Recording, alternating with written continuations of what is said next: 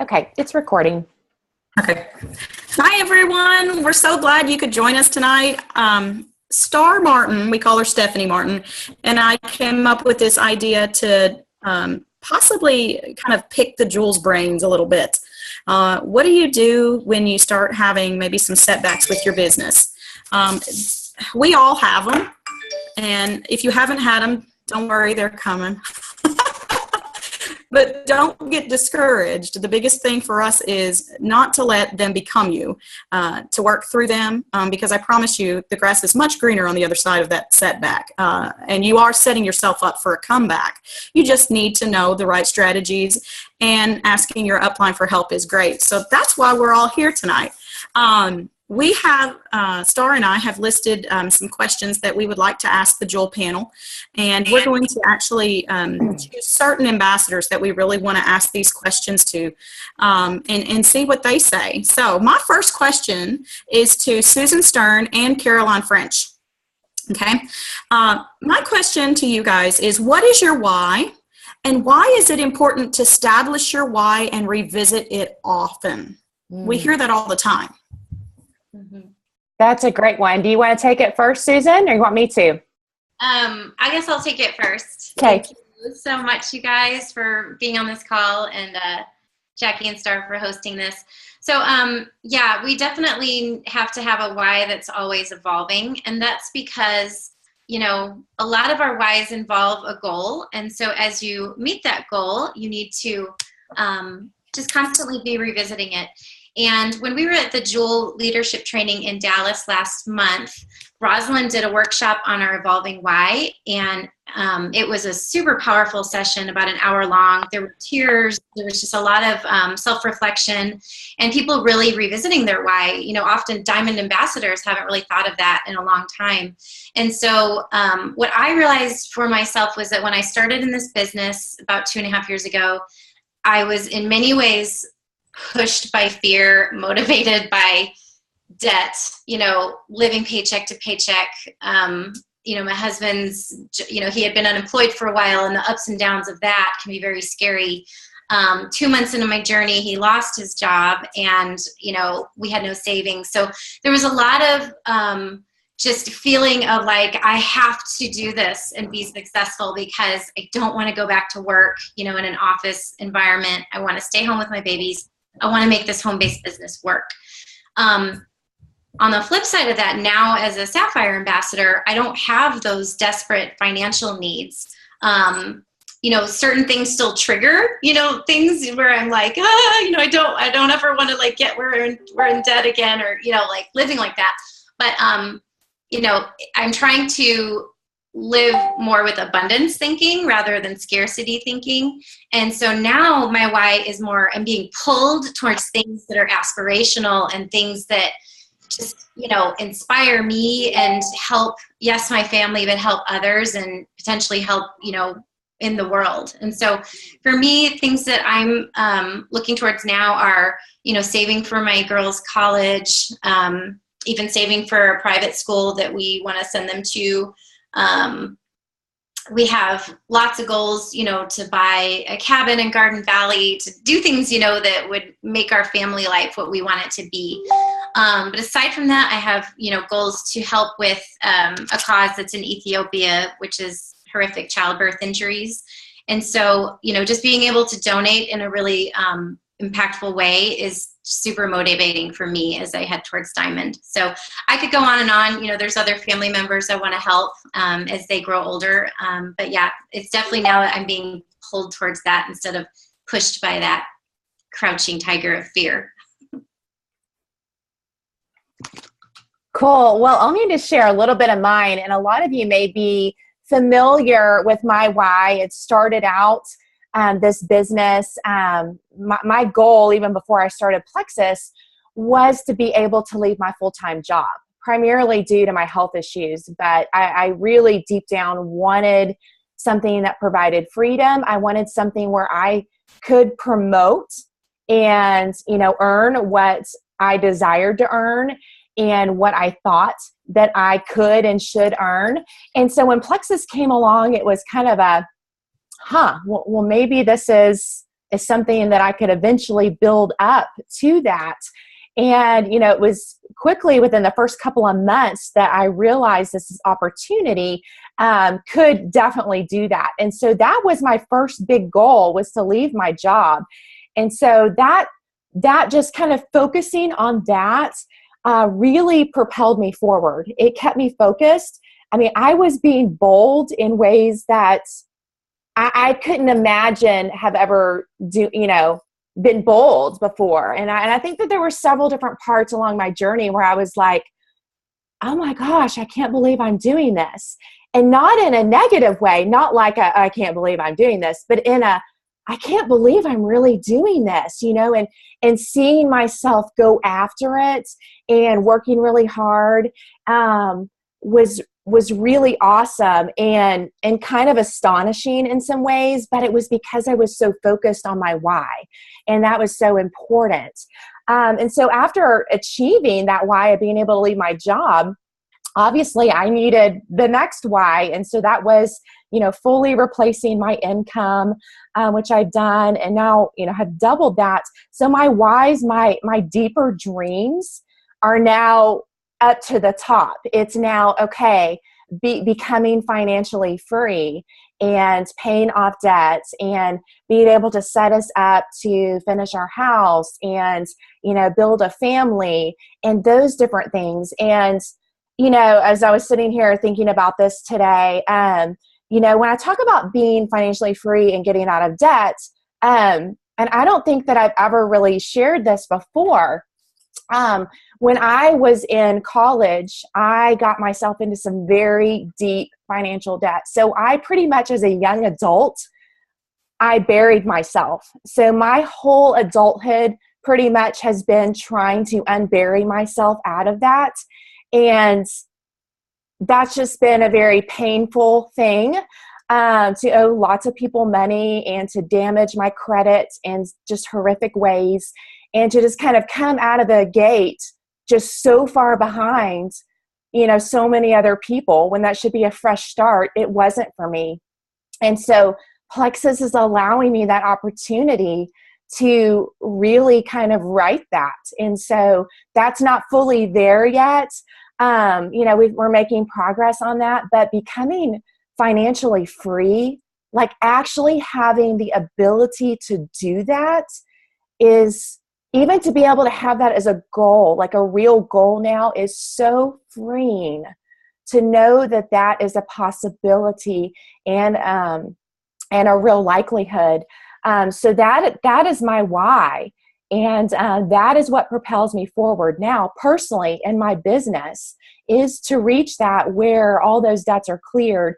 And, you know, I have some other whys as well. Now reaching this level of Emerald, it's helping people that I know get started and get on that same path to becoming debt-free, to becoming financially free, whatever it is for them. You know, I really see that financial burden as such a shackle in our lives, and it can be for different people in different ways. And so that really is becoming a passion of mine as I get myself out of that, to help other people do that. So that's really my deepest why. And it's so important to focus on it and revisit it often, because you can easily get just derailed in this business. You can get in the weeds where you can't really figure out what you're doing. You can have setbacks like we're going to talk about tonight. And so if you are not focused on your why, then you're not going to have that persistence and perseverance and determination that you need to overcome any obstacle that you're going to face in this business. So that's really what it's been like for me. Awesome. Thanks, you guys. All right. This next question is for Jennifer May and Todd Rouse. What has been the biggest challenge for you personally and or professionally with the Plexus Biz, and how did you get past these challenges? Ladies first, Jennifer May, take it away. Okay, thank you guys for doing this tonight. I feel lucky to be on here with all of these people. So I think the biggest challenge personally for me was comparison. I compared myself, and I had a lot of self-doubt about doing this. And I just didn't feel like I could do it. And so what I did is I had to just really motivate myself. I had to self-growth. I mean, you have to personal growth. You have to fill yourself with positive, be it religion or, self-help books, whatever your choice is to help grow yourself. I had to grow myself before I could be beneficial to my business. And then as far as professionally, the challenges is that I've had along the way is just business, period. I mean, I have no business experience. And then that came back the self-doubt. You can't do this. You don't know what you're doing. You don't know about health supplements. You can't do this. So that self-negative talk, you have to learn to crash that chatterbox, and you have to be with people that bring you up. You have to be with people that bring you up and support you and don't bring you down. And there's a lot of people in this business that have been my go-to people that have pumped me up, have helped me, have taught me. You dig in and learn. When you have that self-doubt, you find your strengths and you work on those. But then you find where you're weak and you really dig in and you educate yourself. You get help. You ask. You read. You dig in and learn. Watch those videos. But because it's all there for you. If you want it, it's there. Whatever you feel you're deficient in, you can find it wherever, with your sponsor, with your sidelines, with your downlines even, have been very supportive with me. And so if you want it, if you really want it, it's there for you. And I've grown so much. And so those were my challenges, that self-doubt and that negative talk. And tell somebody, get you an accountability partner and share that with them, and y'all build each other up. So that's what I wanted to share. Todd? Awesome. First of all, I just want to say I really love these ladies on this call. Susan, Caroline, Jennifer, they, I am where I am in this business, I think, in a large part because of them and because of their influence and their leadership. And of course, everybody on my team, just really, really incredibly thankful for y'all. As far as personally, I had to get over myself really bad. I still am, but when I started, I was, a dad of 3 in my early 40s. And, there's just something about, providing for your family, which I needed to do more of financially because of a career change. And there's just this perception in the world that, men or husbands should do this, or this to provide for their family. Like I should be doing landscaping or having a bunch of rent houses or blah, blah, blah, blah, blah, whatever, just fill in the blank with those kind of traditional male, whatever side jobs. And that's fine and all, but I had no interest in that, number one. And number two, all of that was going to take me away from my family more. And that didn't make any sense for me. So I had a really big pride issue when I first started, kind of being embarrassed, or what are people going to think of me? They're going to judge me. And, they'll think, oh, he should just be out doing real estate instead of doing that stuff, or he should just be mowing lawns like a man would, So I had to get over myself. That was my biggest, I think, personal obstacle at the beginning. And I think a lot of us, and Jennifer kind of alluded to that as well, comparison or just doubt. But you do have to get over yourself because the adage is true. Other people's opinions of you don't pay your bills. And once you start paying your bills and chipping away at some of that stuff, you don't care anymore. And you do realize the amazing opportunity. So getting over myself was huge. I'm not saying that I'm totally over it, but it's a lot better. And then as far as professionally, the biggest challenge is just working full time and doing this at the same time, full time. Especially the last, 3-4 months have been a lot harder working a full time job. So I'm not to say everybody out there who's listening, who's working full time or part time, I'm not saying you can't do it, because you absolutely can. I just feel like that's been my biggest challenge, is because I really want to do my real job well, but I also want to do my Plexus business well. And it's just, there's only so many hours in the day, and I am required, to be at my day job so many hours. So definitely just finding that balance and making it work. And it's just been a journey. It's been interesting. But anyway, looking forward to the future. And so there you go. Thanks. Thank you, Todd and Jennifer. Your responses are very genuine. Thank you very much. Okay, my question is for Caroline and Todd. Okay, as your team grows, white liners or ambassadors who become inactive come with the territory. What strategy do you recommend in moving forward? This is a good one. Oh my goodness. Sitting here, think about it, as you were reading out the question, I'm like, I remember my first white liner. I do, that I personally recruited. I remember the first person who messaged me and said, I want to cancel my ambassadorship. And that was just a few months in, once my team started going. And I remember that pit in the bottom of my stomach, just like, oh my gosh, what did I do? What did I do? Have I offended them in some way? Why don't they like me? Why don't they like the products? Why don't they, and so all these different feelings flooded in, kind of projected it on myself, thinking that I had done something wrong. But then also that realization came into that not everybody catches the vision for this, and not everybody wants it. And so that was really hard for me to, kind of realize and accept. It wasn't that I didn't respect those people. It's just that, my goodness, this opportunity to me was mind-blowing, what we have available to us. So I didn't get that other people may not want that for themselves either at all, or at that particular time in their life. So that was really hard. I found myself running everything through a filter after that. Every post I might make, every post to a team page that I might make, ran through this filter of, oh, well, what would this person think? Or would this make them want to come back? Honestly,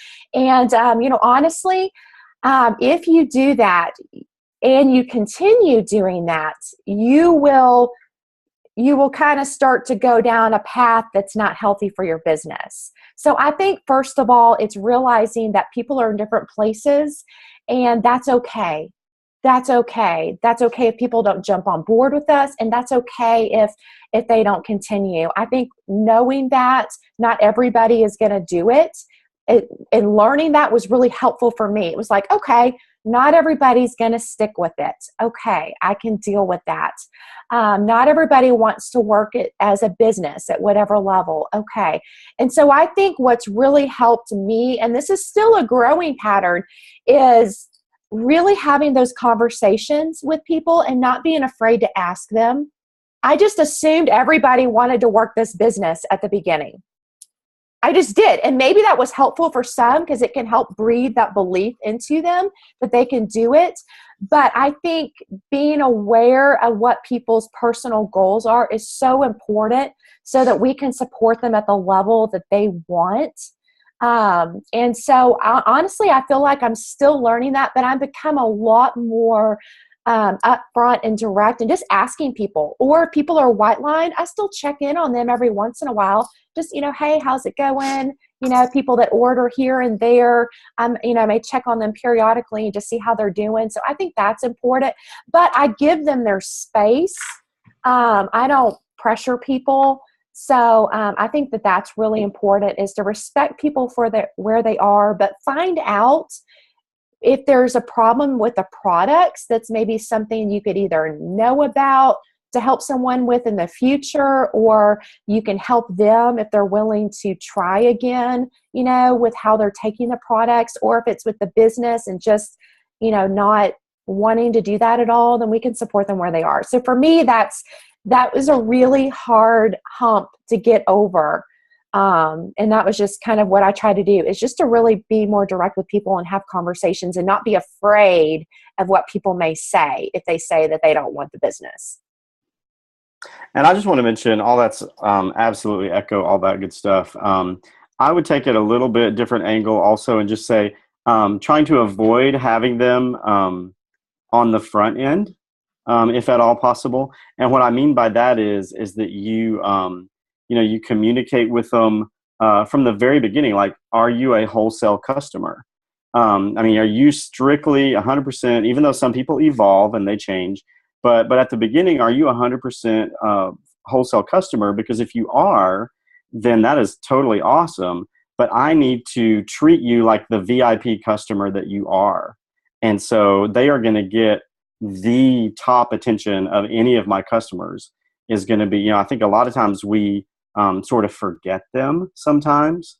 But I feel like folks that sign on as wholesale customers, that they become white lines, I think, because they get neglected as customers.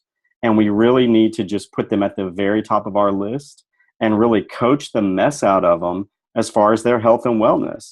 And you stay with them every week. And if they don't respond, they don't respond. But at least you're putting that out there and you're just offering that support, offering tips, offering encouragement, maybe even having a customer support page on Facebook. But try to avoid having them in the first place. And I think, as Caroline has said, communicating is key and not just signing them up, here you go, good luck, but training, if they do want the business, then we have to get on calls with them and y'all have to reach out to us. You've got to reach up and let folks help you train them immediately.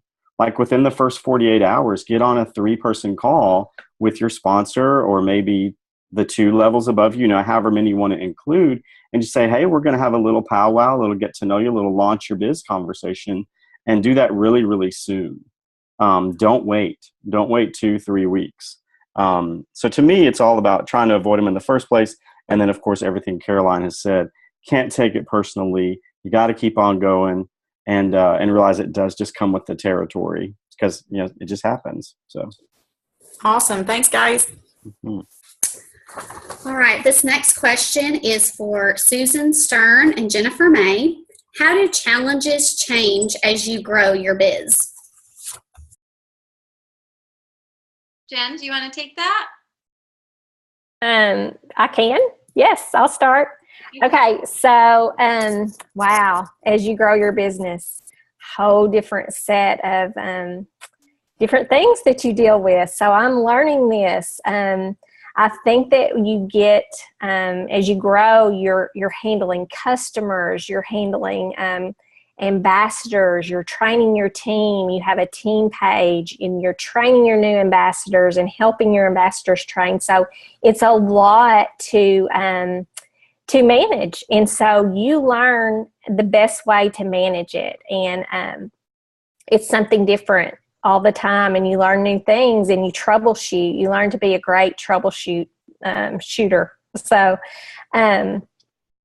I think as you go along, though, it's very important as you have all of the issues and the excitement and the growing team. I think it's so important to remain a cheerleader and encourager to everybody and remain positive because your team needs you and they're watching your lead. So I think that is the main thing is just remain positive, and your team is watching you, and just stay positive with that, and learn to problem solve. I mean, you've got to learn to dig and not give up. So, Susan? Yeah. I did want to go back to what Todd just said very quickly about treating wholesale ambassadors like VIP customers. That is like mind-blowingly brilliant. And if I was to have one regret for, looking back on my 2.5 years, is that I didn't do that enough. And I wish I had made a customer and wholesale ambassador page where I'm just educating them on the products and things like that. So, but going back to this question, I would say that as you grow in your business, you're going to have, if you have a team of one, you're not going to have any drama or interpersonal conflict, unless, you just have a lot going on with yourself, which actually can be true with, fear and negative thinking. But, the bigger your team, the more drama you're going to have, the more opportunities for misunderstanding or, being judged or feeling judged, whether you are or not, or being criticized, your leadership or how you do something. And so you have to have a plan mentally and emotionally for how you're going to deal with that and move with that and through it, because otherwise it will absolutely derail you. When you are a leader, all eyes are on you. And sometimes it's just on Facebook with people who have never met you in person, but they think they know you. And so just kind of sifting through that dynamic that is so unique about our business being mostly over Facebook.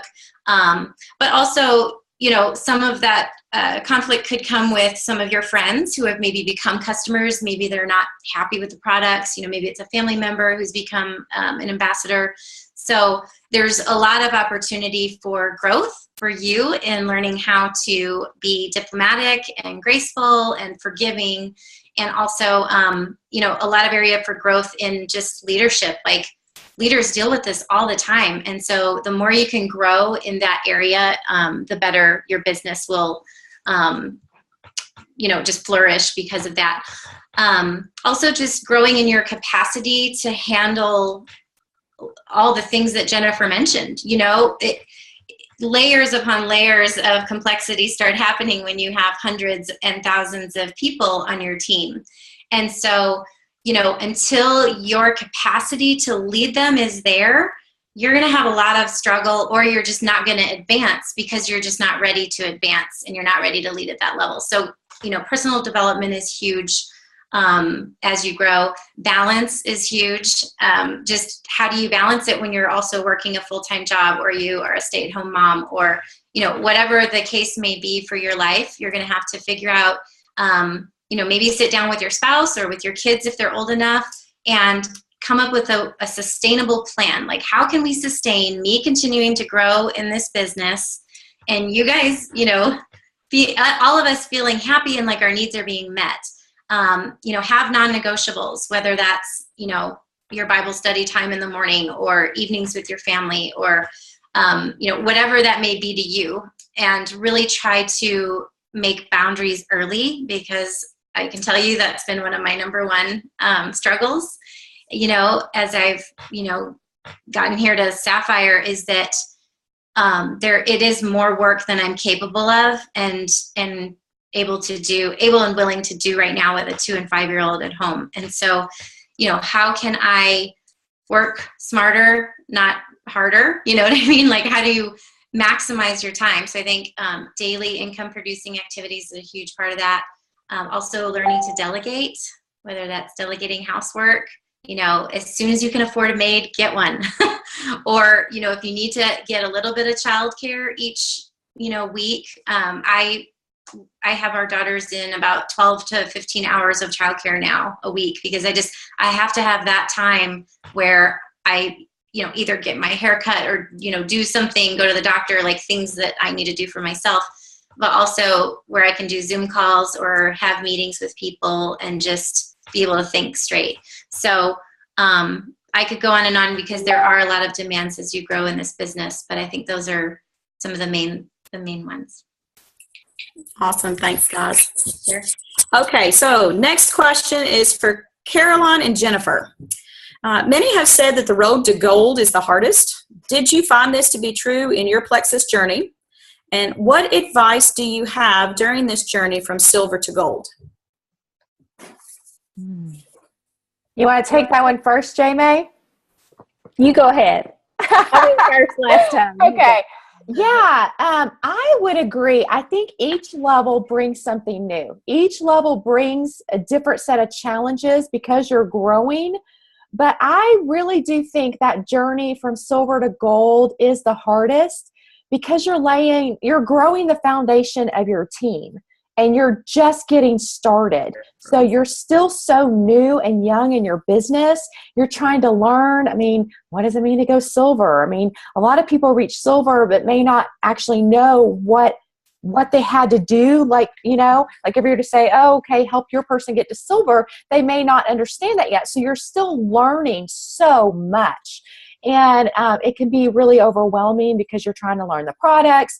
You're getting customers. You're trying to help them. You're getting ambassadors. You're trying to get them started. Hopefully, you're starting to train your people. So there's just a lot kind of being thrown at you. You're getting into the deep end of the pool, getting to gold, but you're laying the foundation of your team. So I think it is the hardest jump. For that reason. So you're really, your team is not, most of the time, your team is not duplicating yet. They're still young themselves and getting going. You're helping them, but depending upon what pace they want to get up to speed, so you're really pulling the wagon, but you're pulling double duty because you've got a team now, so you're starting to help them, not just your own customers and stuff like that. So I really feel like it is the hardest level in that regard to get to. As far as advice, I say continue to be a sponge. If that's, kind of one thing I could encourage everybody to do is to keep learning. Even if you're silver right now and you've been working towards gold for a year or even longer, keep learning. There is still so much to learn, and that could be a key part of you being able to get to gold.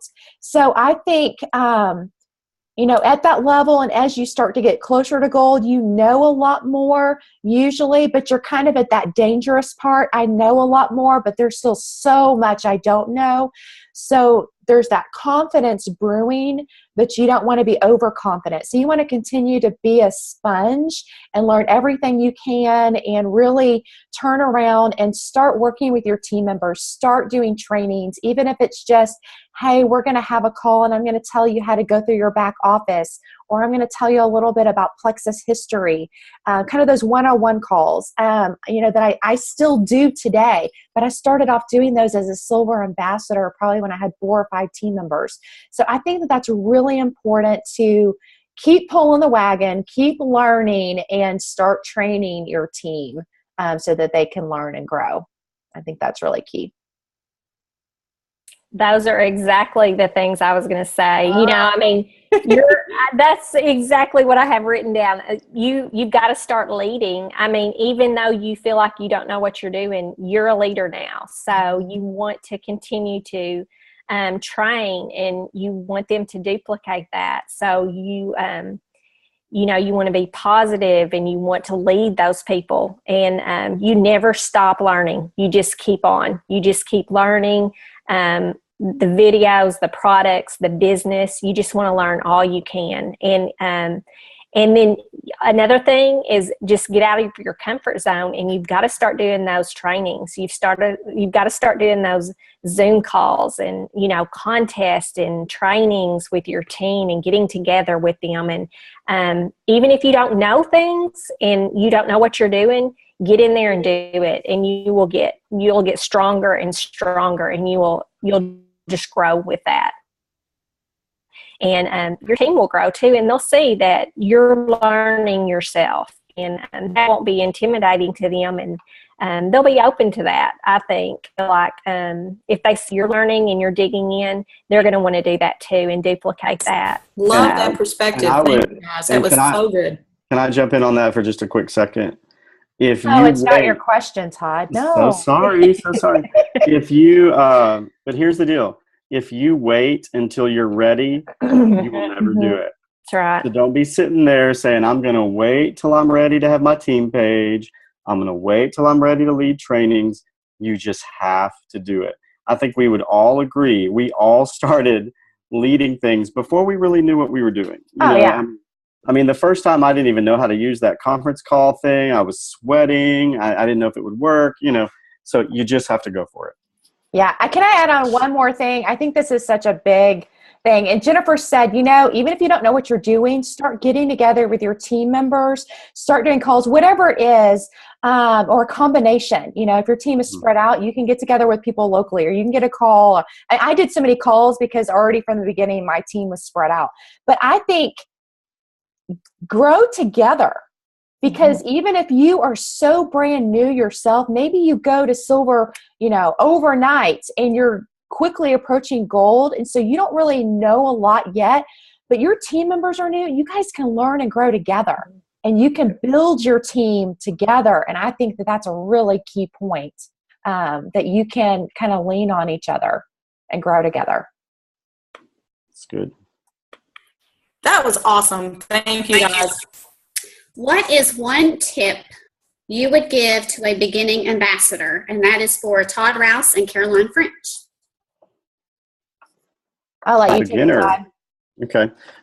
For a beginner, I would say ask questions. Ask questions.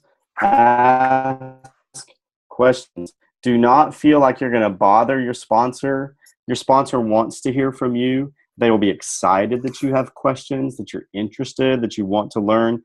So I would say ask questions, and really at the beginning, connect to your sponsor a lot, regularly, daily maybe. Just do not feel bad about that. I mean, I think as all of us, who've done this a while, we love for people to be so excited that they're asking questions every day. So I would say beginners, ask questions and stick to your sponsor like glue at the beginning. I agree with that. That would be my response too. One, to just dive in. Just dive in. Don't, I'm going to stick my little pinky toe in, and then maybe I'll get my whole foot, by 6 months in, maybe I'll be both feet in. Just do it. If you've got an interest in this business and what it can do, just go for it.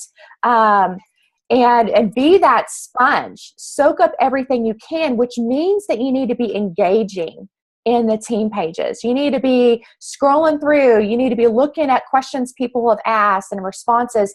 And then I totally agree with Todd, and that is working with your upline.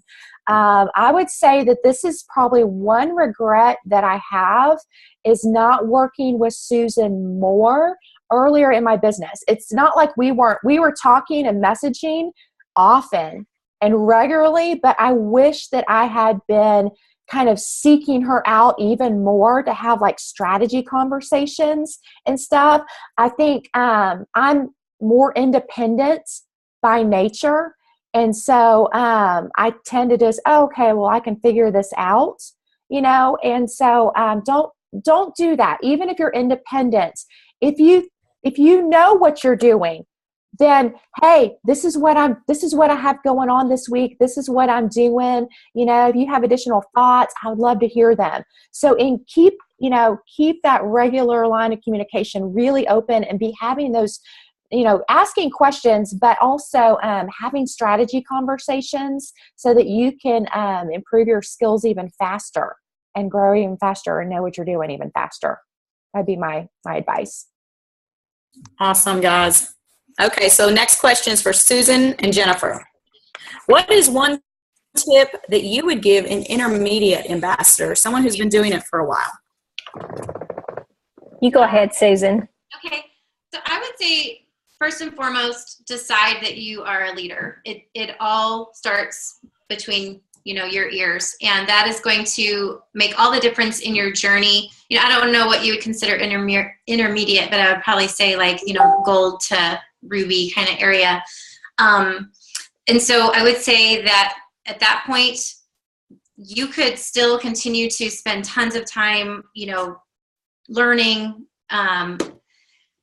listening to trainings, all of that stuff. But unless you have decided that you're a leader and you're starting to act like that, it's not going to resonate with your team. And I think that your growth is going to be stagnated by that. And so lately I've had this vision of, that, I don't know if it's called double Dutch or what, but the double jump rope thing. And when you're trying to jump in, it's like you have that hesitation because you're not sure if you're going to make the jump rope all screw up and fall on the ground. And so people can sense, when you see somebody just jump in and start jumping, then they have that confidence, and you want to just breathe that confidence with your team and with people seeing your posts, and just that is going to permeate through your whole team, that confidence. And so I would say doing what leaders do, no matter what. If you're not comfortable, do it anyway. Find a way, you're not comfortable leading meetings, well, guess what? Leaders lead meetings. Leaders lead trainings. When Rosalind first started and she was a silver ambassador and I was brand new, she was doing, freeconferencecall.com training calls. And I called in for her call and I was the only one on the call. So it was me and Rouse. But you know what? She was a silver doing her training calls. And so that's what I did because that's what I learned from her. And so just jump in and start leading, grab hold of some sidelines or an upline or a downline and do it with them. Having a little piece of something is a lot less intimidating than, leading a whole hour-long call. Go to convention. That is absolutely a non-negotiable for a leader. You just have to do everything. I mean, unless you're having a baby that week, I can't think of any reason that you wouldn't go.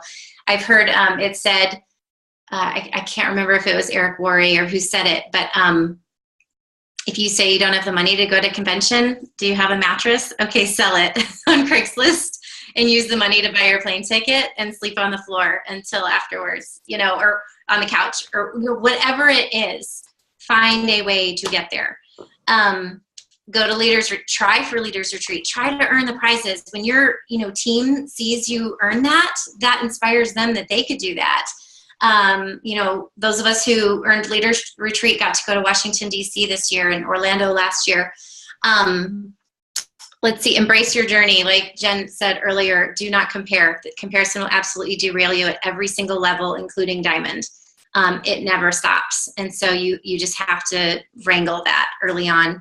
I know someone else mentioned an accountability partner or partners. You can form a chat group of like-minded ambassadors. They don't even have to be on our team. They could be on Rosalind's bigger team or, somebody you meet at convention. But just maybe 4 or 5 people that you want to interact with daily and get ideas from and kind of, do this journey together. So those are some of my tips.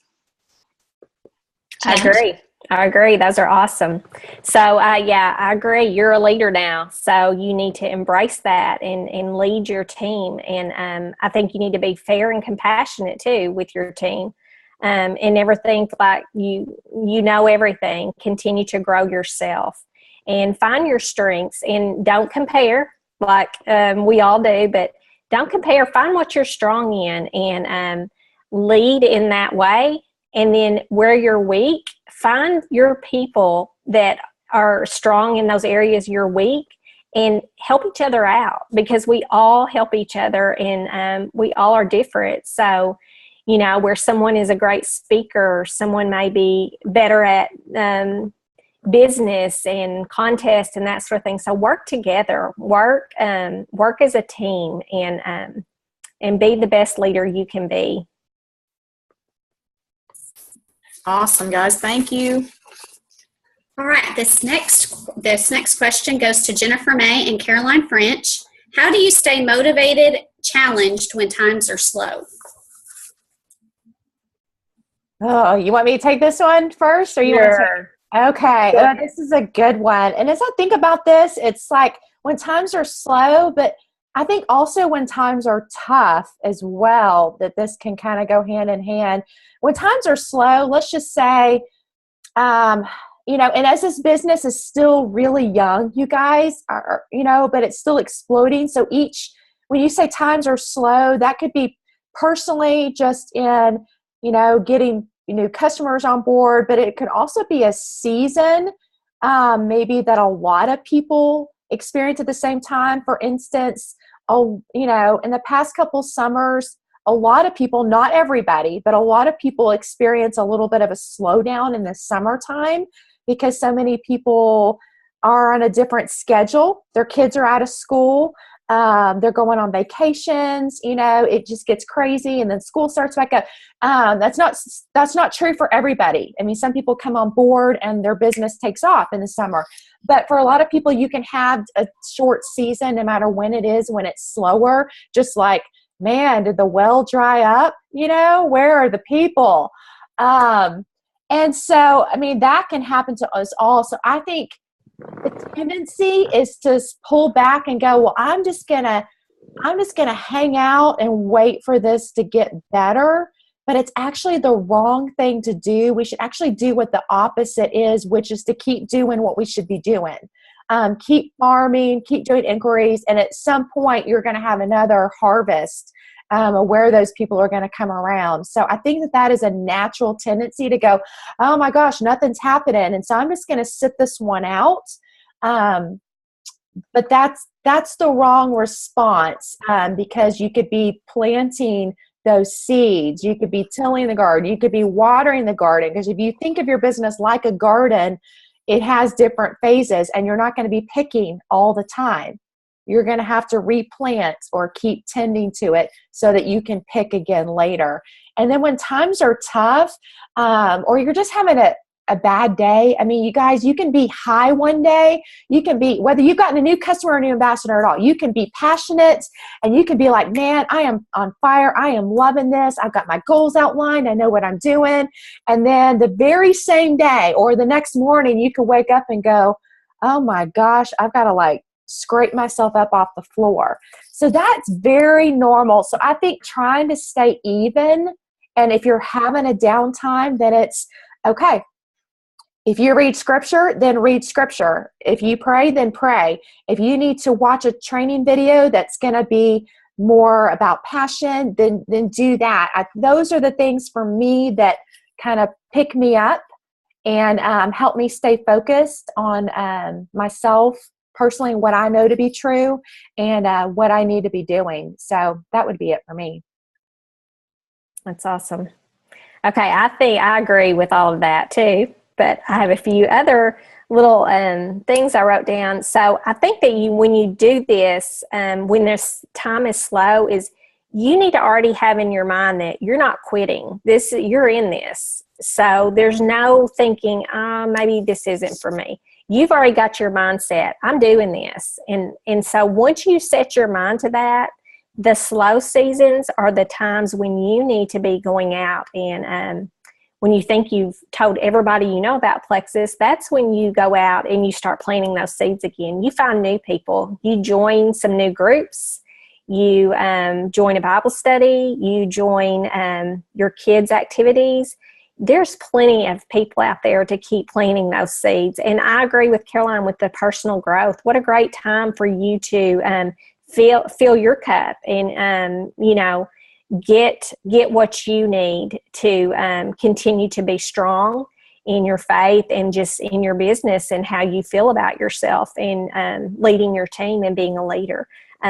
Watch a video, pray like she said, that sort of thing. But just, be brave. Just step out of your comfort zone and start meeting some new people and grow in that area if you're not strong in that area. But I think once you get that mindset that I'm in this for the long haul, that the slow seasons are a great time for you to help yourself and your team members and that sort of thing. I love that. I want to tack on to that, Jennifer. That was so good about there are tons of people out there to meet. And each season, even if you think of it as the 4 seasons, each season brings new opportunities to meet people, no matter what life stage you're in, whether you have kids or not. You think about the fall and the holiday season. Well, you have events you could go to or parties, more opportunities to meet people. If you have kids and their activities, you've got their seasonal. So there's every season, no matter what life stage you're in, I think has opportunities to meet new people. Now that the weather's starting to be warmer, people are getting outside. So go do some kind of outdoor activity where you can meet other people. So that's really good. I like that. Okay, I cannot wait to go back and just listen to this over and over and over. You guys, this is fantastic. Thank you. Next question is for Todd and Susan. Personal growth is essential in this biz. Which multi-level marketing books do you recommend to grow and navigate our Plexus business or self-growth? Which ones have been your favorites?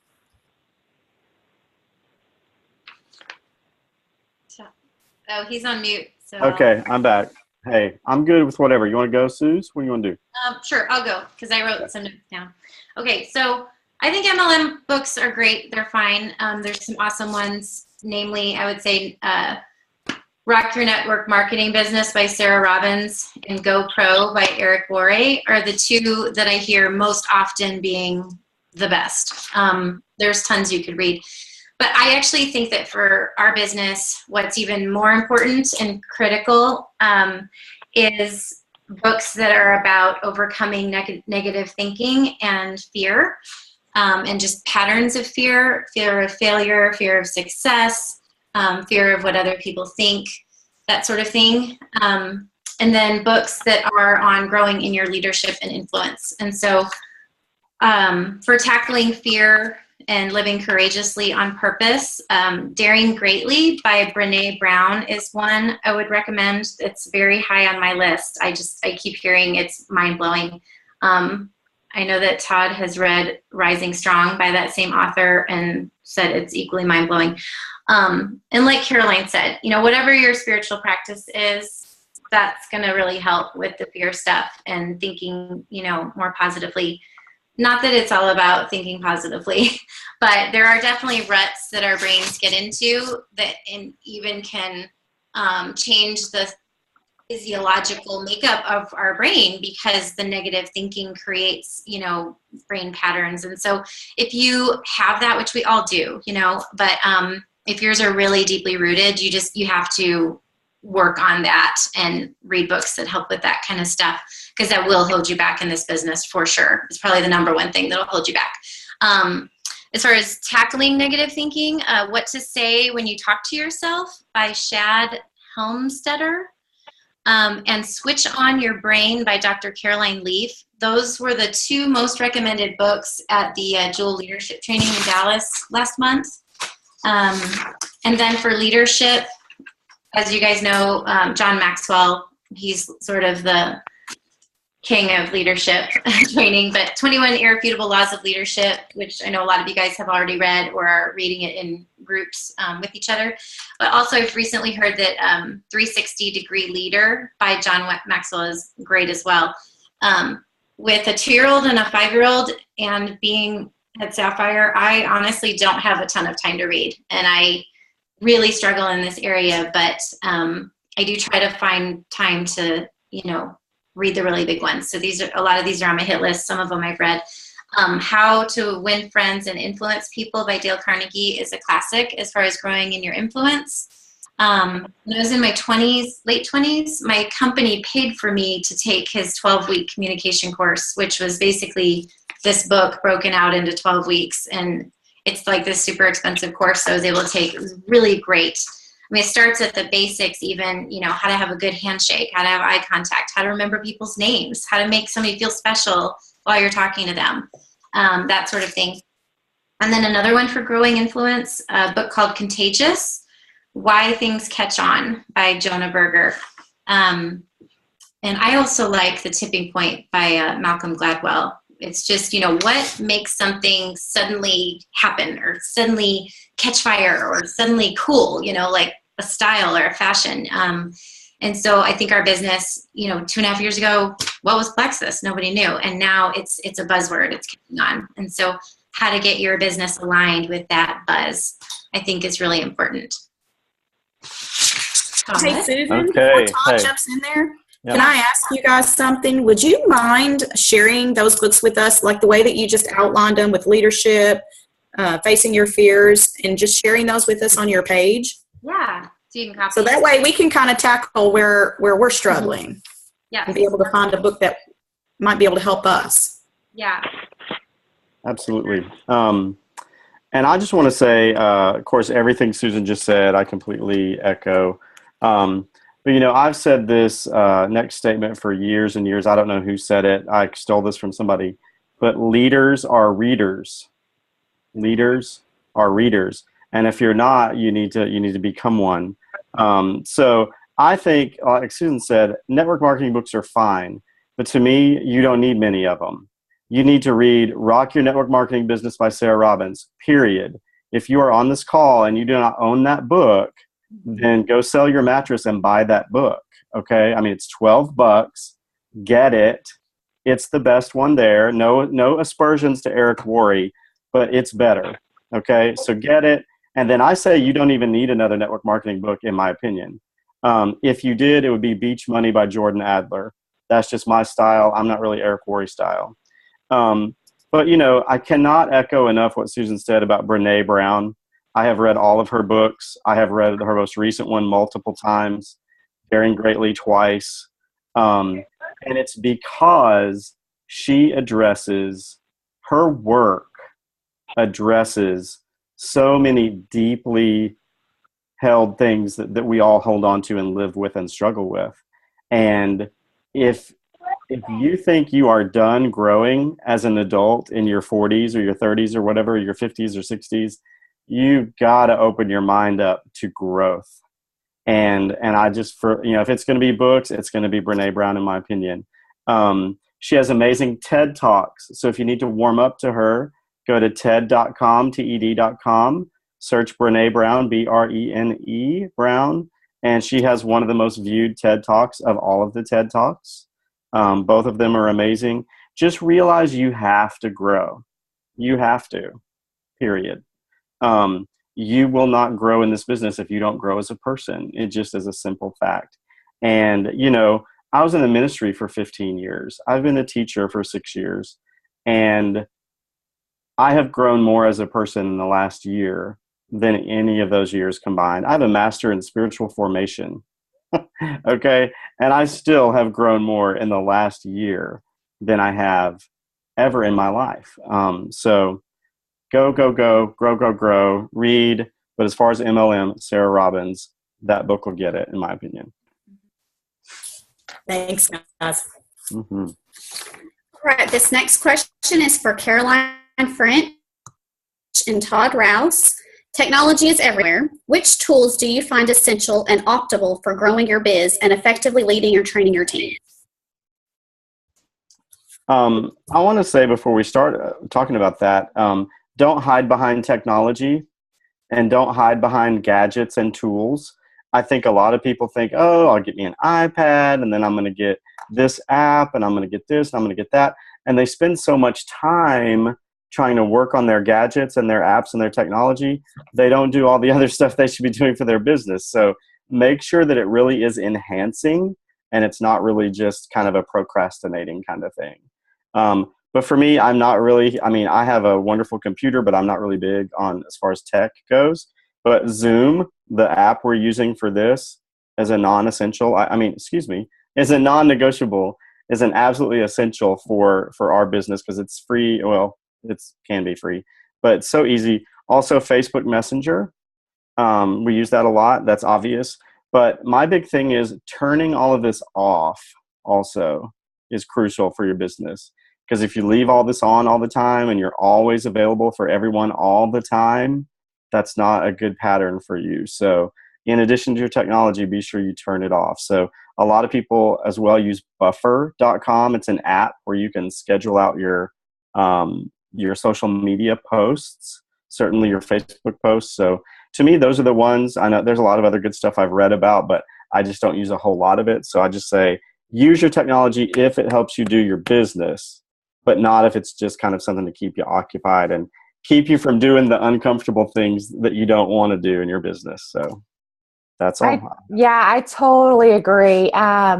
Totally agree. I would say the Facebook Messenger app, first of all, a smartphone. If you don't have a smartphone, that may be something that could be really beneficial to you doing the things that you need to be doing. In addition to your computer. Yeah, because you can get the Facebook Messenger app on your smartphone, which is Facebook Messages, but on your phone.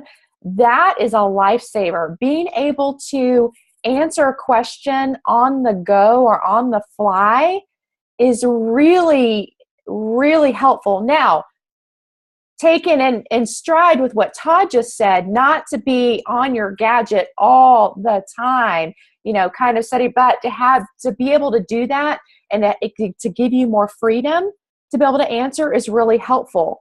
For instance, if I'm at a stoplight and I see that I have a message from somebody, or I remember that I need to get back with somebody, I can use the voice feature on my phone on Facebook Messenger and voice them a response. That is so helpful. And that's something that's really useful part of the technology because, you know, all this technology of Facebook and everything else, other than Zoom, being able to see each other and hear each other's voices, it's all written. So you don't get the feeling and the tone from somebody. But using that voice memo feature on Facebook Messenger, I would say has really been helpful for my business, not only in working with team members, but also with customers and prospects, so that they can really get what I'm saying much better than I could type it out. That's been really helpful. Not necessarily technology, but I think YouTube is a must. Being able to use YouTube for the videos and training, and Audible as well for helping you read books. I'm a very visual person, so I actually like to see the written words on a real page. But there are certain books that I can absorb easily by just listening to them while I'm doing something that doesn't require my focus. So I would say that those are two really good parts of technology to be tools to help you and enhance what you're doing in your business. Awesome. Thanks, you guys. This question is for Susan and Jennifer. Do you take days off, and how often? I do take days off. I would definitely not say it's a set schedule, although that would be smart. I should probably calendar some set days off a little bit more. Usually it's when I feel like I just need a break, or my family needs a break, my husband needs a break, you know, from plexusing all the time, you know, this or this. And so for me, like, I love when we go into the mountains, which is not that far here, and we have no cell service because that's a forced break. Yeah, I would say, you know, I definitely take periods where I'm, you know, especially on the weekends, you know, or Sundays are probably my biggest day for kind of just hanging back. You know, I might check, you know, make sure I'm not, you know, missing out on some big emergency thing. But I would say it's not scheduled. Sometimes it's out of desperation. I need to be more proactive with it just being like, you know, business hours, that sort of thing. And that's something I'm working on, is having more boundaries with my business that, you know, are non-negotiable. So it's not a set thing. I'm the same way. I really don't have a set schedule. I take time for myself and my family and that sort of thing, but I try to be available when people message me. And if it's a time when I can't get to them immediately, I try to just respond and let them know where I am or what I'm busy. I will get back to you tonight or tomorrow, you know, that sort of thing, just to let them know I have received their message and but I will get with them. And a lot of times when you do that, people will dig in and find the answer to their question if they have that time. So I'm learning to do better with my time. Time management is, I tutor during the day in the afternoon, so that is definitely a time where I have no access to anything. So you just set those boundaries, and people will be respectful to those. Thanks, you guys. That's one of my biggest struggles, is trying to find a time to set those boundaries, and I just have a hard time with it. Can I tack on to this really fast? Everybody's going to be a little bit different depending upon what their schedules are. Meaning, if you work, then you've got your time other than breaks or whatever that you can't work. If you've got kids and activities, and those are, times, so everybody's kind of got certain obligations and priorities. So, kind of the more of those that are set, I think it's easier to find, okay, well, I can only work my business here and here. So it's a little bit easier. And depending upon what your goals are in this business, if it's to leave a full-time job or whatever, you're going to find yourself, if that is your goal and you do that, you're going to find yourself with more time. And that's how I found myself. Was I loved having absolutely no schedule. I mean, I loved it, but it started to become a really big problem. So recently I've set business hours. And so it doesn't mean that I'm working my business solidly during those hours, but when those hours are over, everything's put away. And that has been so freeing, whereas I thought a schedule would be really hard and rigid. It actually has been very empowering to know it's okay. I can get to that during my next business hours. So that's been really helpful to kind of just, and healthy to set those boundaries. So no matter what your obligations are and what your time constraints are, I think it's still important to have a schedule and to know when you're going to work and when you're not going to work. And I would say I totally agree with that. And, Rouse Payne, who you guys know is my upline, and she's a diamond now.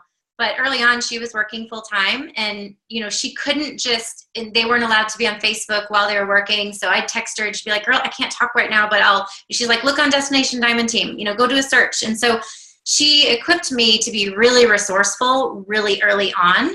And so I became great at just finding my own answers, when I wasn't even a silver ambassador yet. And so, sometimes we have senior golds, rubies asking stuff that you're like, they don't know how to find that answer, And so to Jennifer's point, sometimes it's good when you're not available, because sure enough, 2 hours later, they've found their answer. But if you're always answering every message immediately, you're really not doing your team any, huge favors. Yes, in the short run, you're giving them an answer quick, but, really we're not like customer service reps who just need to be like answering quick.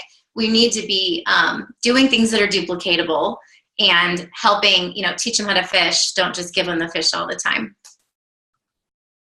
So. That's great advice. Thank you. This next question is for Todd Rouse and Susan Stern. What tips can you provide for widening the scope of your contact list?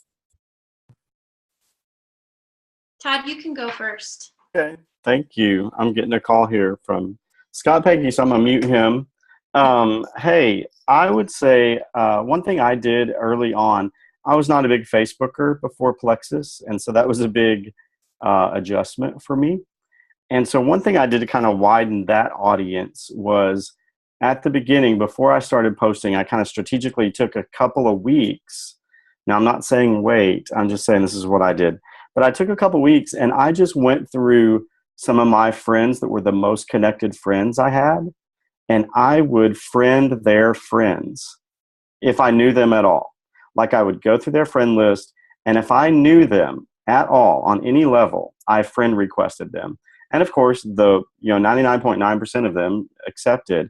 And so that really widened, my scope, because I knew these people, or I had met them, or I knew of them, but I wasn't Facebook friends with them. So that was a really big one. And then the other thing I would say is stop excluding people in your mind. I think a lot of times, gosh, I know I've done this, we exclude people in our mind before we even put them on any kind of list or prospecting sheet or whatever. So stop excluding people before they even make it into your list that you're trying to expand.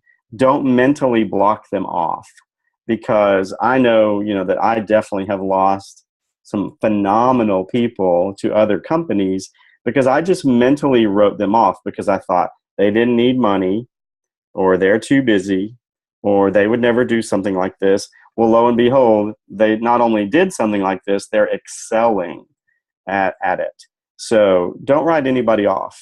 As you're expanding, as you're meeting people or expanding your social media list or whatever it is, don't write them off. And I forgot for a long time, this is going to sound crazy, I forgot to use my phone. I forgot to use my contact list on my phone. And so when you start going through, I was like, I could not believe all the people that were in my phone that I had totally forgotten about. So one way to expand your contact list is to go and revisit all those people you put in your phone years ago that you forgot about, because I found a bunch of people that way. Those are great suggestions, Todd. One thing that we've been doing on the Elevating to Emerald page, there's these different coaching groups going on right now, and Todd and I are leading that one. We're doing a cultivation exercise where instead of, hunting people down and sharing Plexus, we're just cultivating relationships. So the assignment was to, think of 10 people that you used to be really close with and have a lot of, personal connection with, personal influence, whatever. And just open the relationship back up. Email them, call them, message them over Facebook. Do not share Plexus, no matter what. Like, even if they say, oh, I've got migraines and I want to lose weight, don't share. Just start saying, hey, I can't believe we haven't talked since 8th grade. I was thinking about you the other day, whatever. How are you doing? Or, if you are Facebook friends with them, say, I always see what's going on with your life and your kids are so cute. And, I just can't believe we haven't connected. And just start talking to them. It's been amazing to hear some reports from different ambassadors that are doing this exercise that, after several exchanges down the road, people will say, I've been seeing your Plexus posts and I kind of thought about asking you about it. Not saying that that's always going to be the case, but that is a way to just go deeper, with some of the friends you've lost touch with. Also, sometimes it's not a matter of like you don't have enough friends. It's that you're not, they may not perceive that you care that much or that you notice them, or they might not perceive that, sometimes you're just not asking enough questions. So, like, for example, 2 days ago, I got a message from a friend that I haven't seen in probably 8 years. And she said something about some posts, she thought was cute that Todd and I had done, my Todd.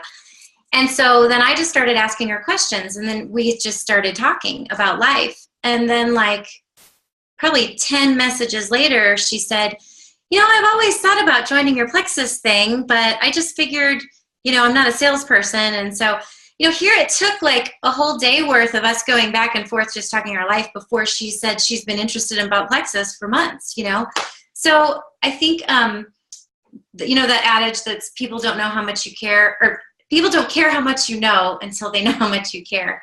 And so just really being more intentional about asking people about their lives, digging deeper, making people know that you care about them. And I think that naturally that's going to, affect your business as well. I love that. Thank you. Sure. Okay. Last question tonight is for Jennifer and Caroline. What are some effective ways you have found to connect and communicate with your ambassadors as your team expands? You want to take this one first, Jennifer, or you want me to? I'll go. Okay. So I think some great ways to connect and communicate are with the Zoom calls, just like we're doing. I mean, you get to know and meet and see, people on your team. Sorry, I have a little bit of dog drama going on here. So you get to communicate and know those people all around the United States, which is awesome. So another thing that I think is important are the team pages and how we add them to the team pages and we congratulate them and announce them. That way you get to know all of these people and you can put a name with a face. So that's really helped me. And that way you can see who's adding that team member and you can connect those names and faces. So that's really been helpful to me as far as connecting with people. Awesome. Totally. The Zooms have changed everything in the last 6 months or longer, like this past year and going forward. That's really helping us to connect, doing things on a large scale like this. And also I'm starting to do like small Zooms with maybe some smaller teams underneath me that are working to grow and get going, to really kind of get to know them and their team and help them form a bond, I think is really helpful. So I'm starting to do that. Definitely events. Local events are huge for connecting with your team because you're getting to socialize and do the event. They're fun. There's lots of energy, people that are bringing guests, and then they later join and they already know you because they met you in an event. You already connected with them. Maybe it's a new ambassador who just joined and their upline brought them to the event. You're meeting them. So you're already connecting with them on that level, that personal level in person that can't be duplicated, even through video conference. I would say in my first year, I did, after I left my job that summer, I did some traveling that summer and that fall. And because I had some big pockets of teams, there in Jonesboro, and some other areas. So I would say if, and that was just like getting together with friends, your level ones, if you've got some different pockets of teams going, if it makes sense to go, it could be personal and a business trip, then do that.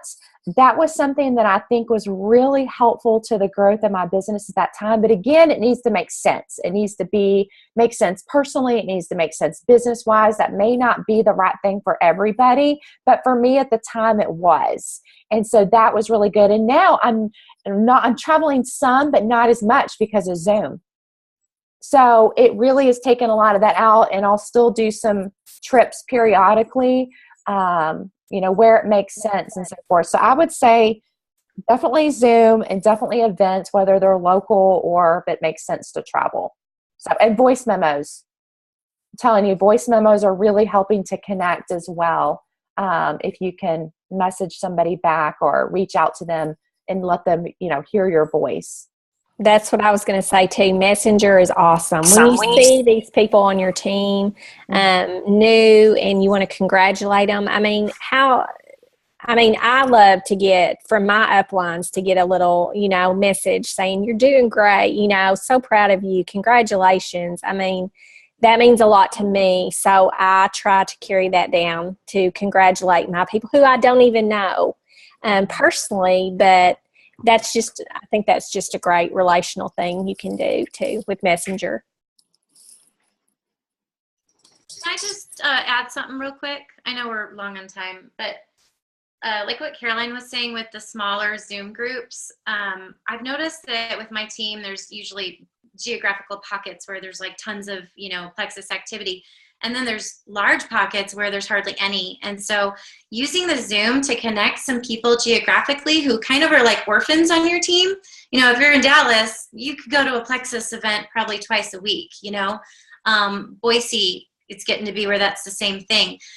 Recently I connected probably, 8 or 10 of my Montana ambassadors on a Zoom call, and they all live 3 or 4 hours from each other. But they were all able to connect with each other and feel like, hey, we're in Montana, we're not alone, and now they're doing weekly Zooms just together, just to be accountability for each other and to, come up with ideas. And we've got 3 of them now that are, hosting meetings together in Billings, and, one of them hadn't even met the other. So it's just the synergy that can happen with these Zoom calls is amazing. And it doesn't have to be 50 people like tonight. It can be 3 people. It can be you with your customers. It can be training. It's just the sky is the limit with this. And it really helps people know each other. You feel like you're in the community of Plexus. Well, we can't thank you guys enough for sharing your time with us and your expertise in this business and helping us grow. I know that when I met Caroline and Susan at Leaders Retreat, or I met Caroline in Jonesboro. She came to Jonesboro on one of those trips that she came in. And I remember when Jennifer told us that she was coming, I think my eyes probably did the whole Bugs Bunny thing. Because I thought, my gosh, she's like a Plexus rock star, Seriously, you guys were the untouchables. And you wouldn't dare ask a question, but you're stalking them like crazy. What are they doing and trying to figure it out. And before Leaders Retreats, Susan sends Lauren and I a message. And after she gets off of that message thread, Lauren messages me and we're messaging back and forward. Did this just happen? Oh my gosh. So, and I know it sounds crazy, but you guys, I really was hoping so many people would, just jump on to see just how real you guys are. And for me, when just meeting you guys, it's the people that you would hang out with, the people that you would want to spend time with and want to connect with on not just your business level, but a personal level as well. So thank you so much, all of you guys, Jennifer and Todd and Caroline and Susan, for sharing your time. You guys are just fabulous. And we're so blessed to be on your team. You guys are so welcome. And just, you guys, you kind of have uplines that you're like, oh my gosh, they reached out to me or they answered a question or whatever. We've all done that. We all, have that. And so you guys are that for your teams and your team members that are coming up. So that's something to think about too. That you kind of go through these different phases, and we all still have our people that we go, oh my gosh, but yeah, that's what you guys are for your teams as they grow and as they deepen and you get past, a couple levels of people, and then they think, oh wow, this is Star and this is Jackie, and oh my gosh, they reached out to me or they answered my question or they just said hi or they hugged me at a meeting. I mean, that means a lot to all of us. So that's really, really cool. Thank you guys for just having this idea to, get us together and talk about this. We've got it recording, so I'll stop that here in a second and we can share that for those that weren't able to hop on. But thank you guys for organizing this. And I know it kind of took a while to get us all together, so sorry about that. But thank you for doing it. Well, thank you guys for taking time out of your busy schedules to help all of us. Welcome. You're welcome. All right, you guys, I'm going to go ahead and stop the recording. Did y'all have anything else that you wanted to add before I did that? No, just a big thank you. I appreciate it. It's neat to have this opportunity. I know Jackie shared with us and her team about how incredible Leaders Retreat was. And so for those of us that haven't been able to meet, Susan Stern yet, and luckily I was able to meet you, Caroline, but it's really nice to have this feedback from people that have already been through a lot of these stages, because it's invaluable. I've learned a lot along the way, and I know I have a lot to learn, and so this really helps. Awesome. You guys showed huge leadership doing this, so kudos, and you're going to be the ones being interviewed. That's all right. That's all right. So you think it's funny now, but it will happen. Remember, I'll be we sweating just like thought that. that you wouldn't ever have anything to say, or So, but you do. You do. You always have more tips and guidance than you realize at the time. So, well, you guys are awesome. Thanks so Thank much. you. You're welcome. You're welcome. Well.